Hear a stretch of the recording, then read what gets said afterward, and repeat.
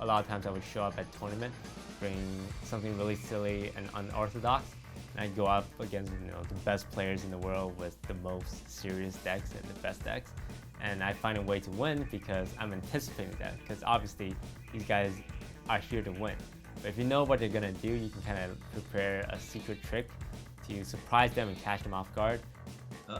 He's picking it up. He's feeling it out. Seize the carrot. It's dangling. Oh, and he's dead. No! Yo! Oh my god.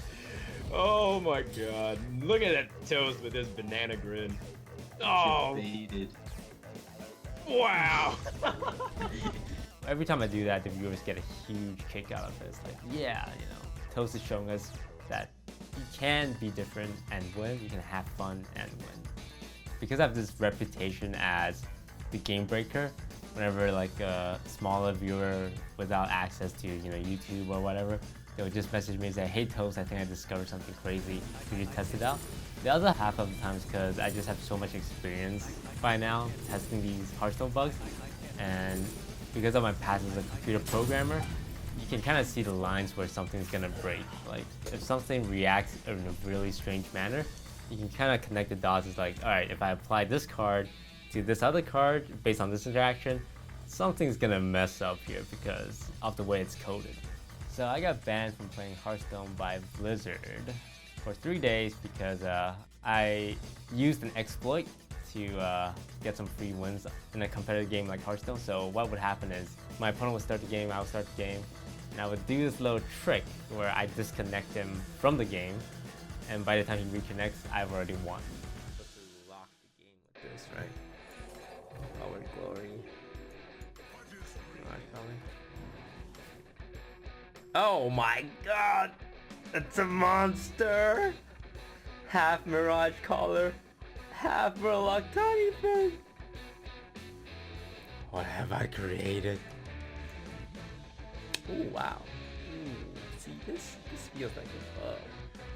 It was a really dirty exploit.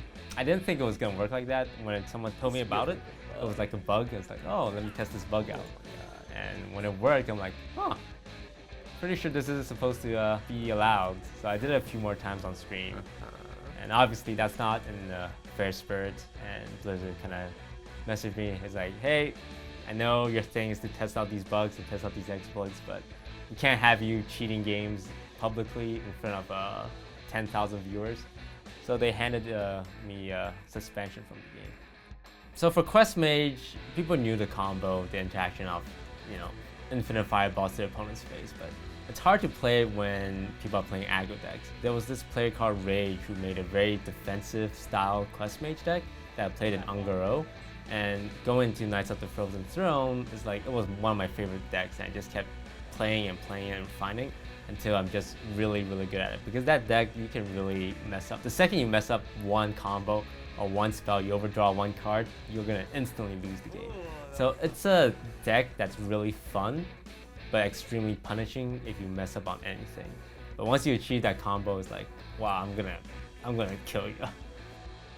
Tempo Rogue right now is in an insane position. All right. Oh my god, yes. First we do this, then we're like, you know what? Let's play it again. Truth is found in death. Prince Kalisat in particular seems to be making his way into every deck. Pyre Warrior, I've seen run Kalisat. I've seen Zoo Warlock, I've seen Aggressive Paladin, I've seen Tempo Rogue. Kalisat seems to be making a splash in everything, You run Kalisat, you run Patches, and you run the Captain, it comes out as a charging 3/3 for free.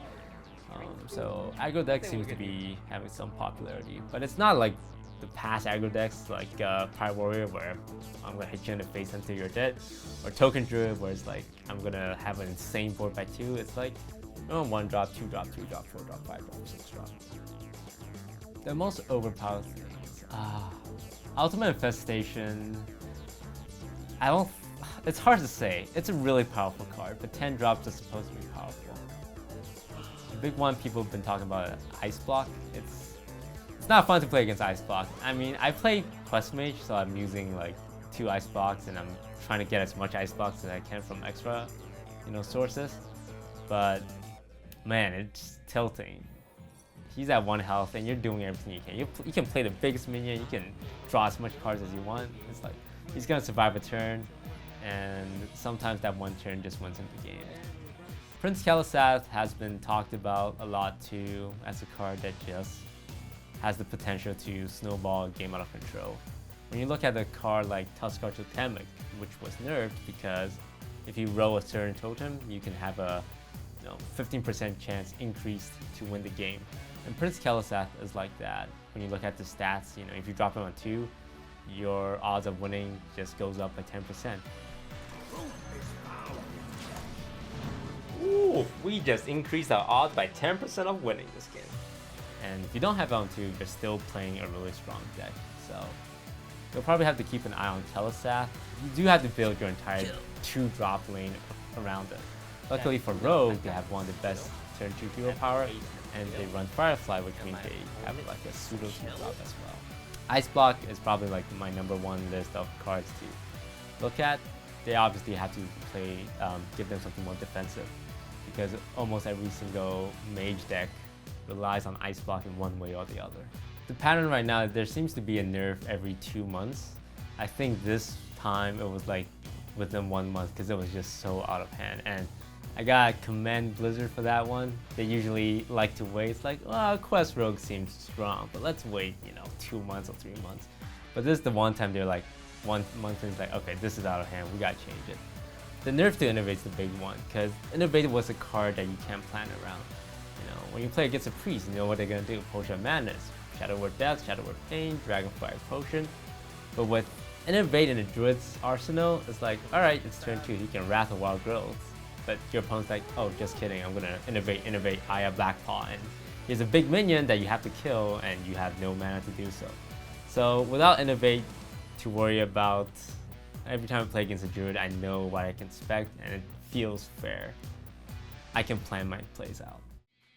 Having fun is more important than winning. Obviously, if you can have fun and win, it's great, but it's not always about playing the best thing. It's not always using the best strategy. If you want to do something crazy and just pull it off and have this huge moment of satisfaction, it's okay to lose 9 games to have the perfect combination of cards to create this really cool thing.